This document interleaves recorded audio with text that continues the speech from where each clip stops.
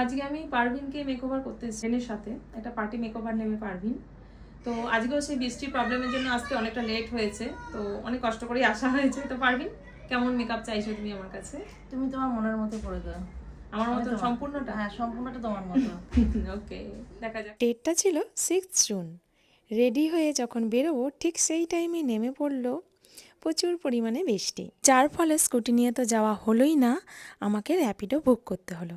তবে বেশ মজা লাগছিল বৃষ্টির ঠান্ডা হাওয়া উপভোগ করতে করতে পৌঁছে গেলাম রেনেসা। পৌঁছে গিয়েই আমাকে শুরু করে দিতে হলো তাড়াতাড়ি করে কাজ, কারণ অলরেডি বৃষ্টির জন্য আমার 1 ঘন্টা লেট হয়েছে।